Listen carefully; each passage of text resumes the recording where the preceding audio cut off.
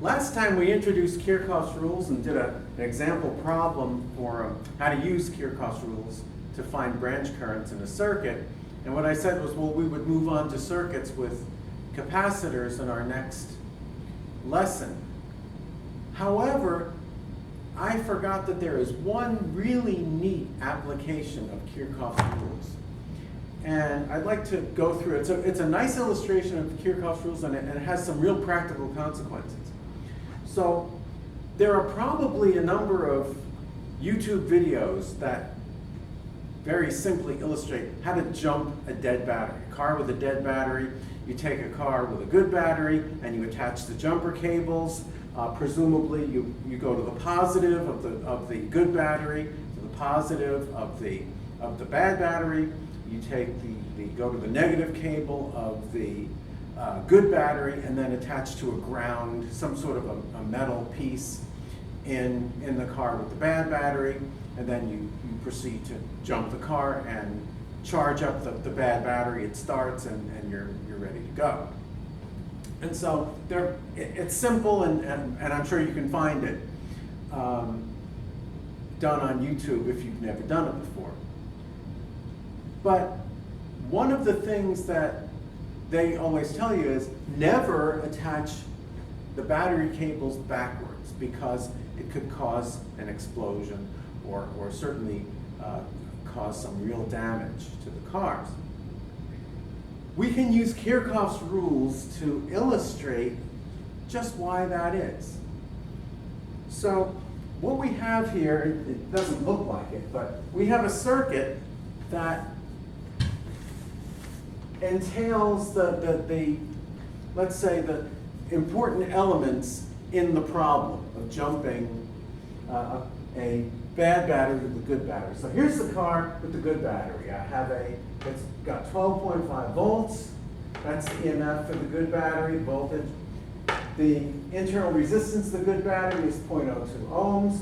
These are my two jumper cables, and I'm going to calculate their resistance in a minute. So these are the jumper cables, and when I've connected it properly, as you can see, I'm connecting to the positive here, and I'm connecting to a ground here. My bad battery can only generate 10.1 volts. That's not going to be enough to start the car. It has an internal resistance of 0.1 ohms, and the starter in the bad battery has a resistance of 0.15 ohms. So those are givens. Now what I'm going to do is I'm going to solve this as a Kirchhoff's rule problem, where I'm going to use this junction here. This is going to be I1 going into the junction. I2 is also coming into the junction. I3 is leaving the junction. And I'm going to assign a couple of loops. I'm going to go, and this is perfectly let. I can go around a full loop. I'm going to go around the full outside loop, like so, all around. And then I'm also going to do an inside loop. So that will be the loop that goes like so. And I'm going to calculate the three currents in the circuit and look at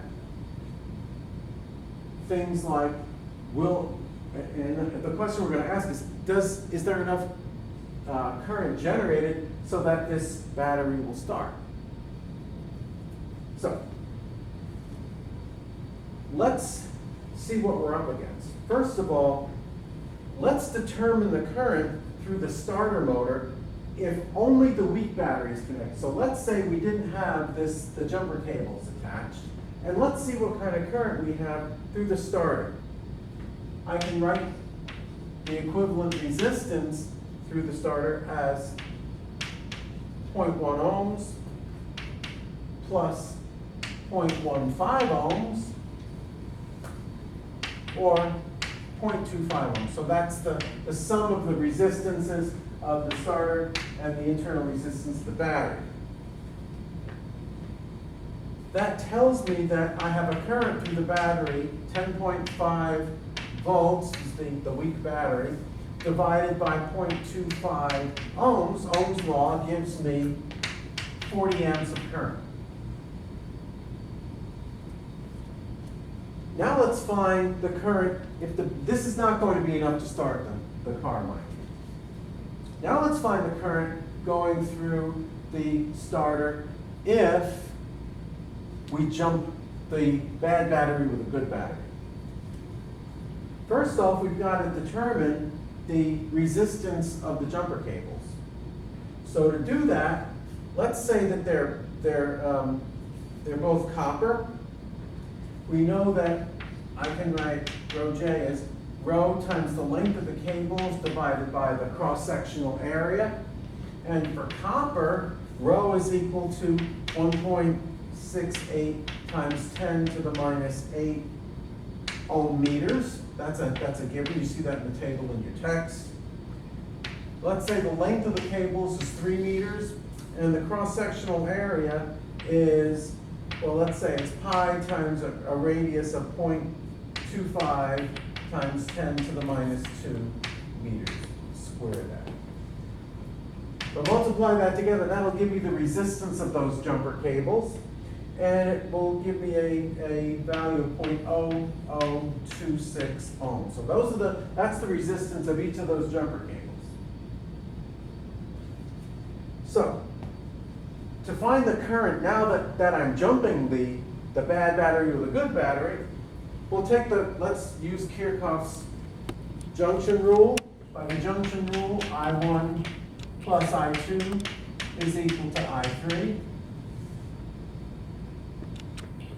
The full outside loop, I have 12.5 times, 12.5 going around. I get minus I1 times twice the jumper cable resistances, one for each jumper cable, minus the resistance of the good battery,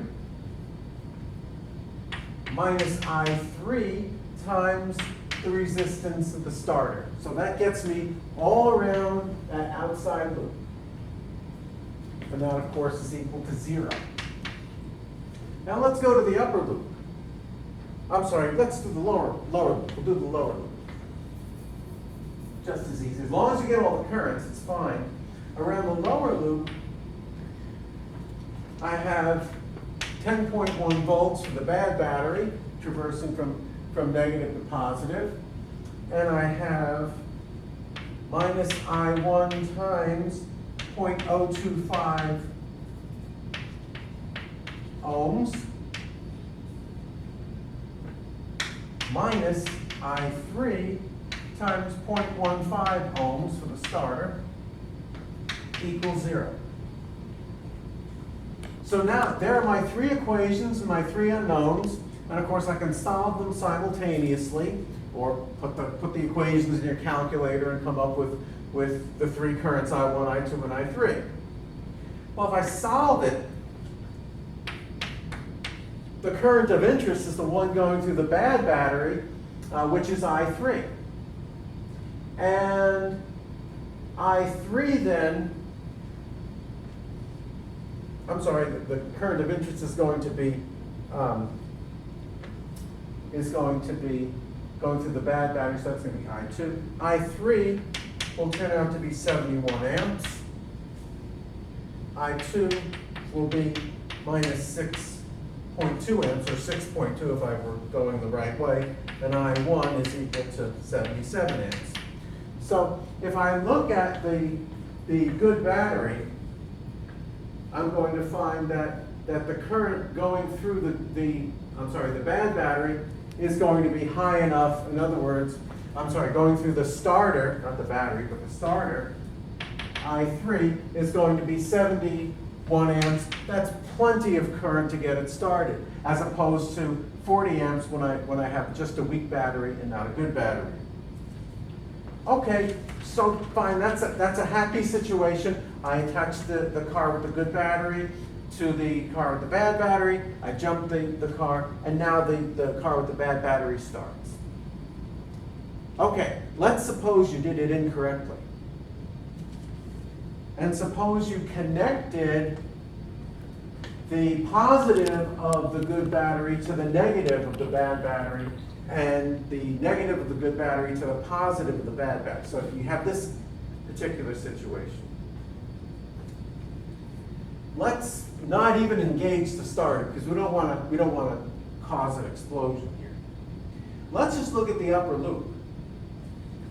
If I look at the upper loop, let's go around the upper loop. I have 12.5 volts minus I times 2 times the resistance of the jumper cables plus 0.1, the internal resistance of the good battery, plus 0.02, I'm sorry, it's resistance of the bad battery, resistance of the good battery, plus 10.1 volts. Okay? Equals 0. If I solve for I in this situation, I'm going to get 22.6 volts divided by 0.125 ohms, which gives me a whopping 180 amps of current. That current is so high you could easily explode both batteries. The power that's dissipated in the weak battery is going to be I squared times the internal resistance, which would be 180 amps squared times the resistance, the internal resistance, which is 0.1, and that's going to dissipate 3,200 watts. An extremely dangerous situation. So this is why you need to be very careful when you're jumping a car to make sure to connect the two positive terminals together and take the negative of the good battery and connect it to a ground in the car with the bad battery. So Kirchhoff's rule shows you why that it works that way, and hopefully you don't have to jump.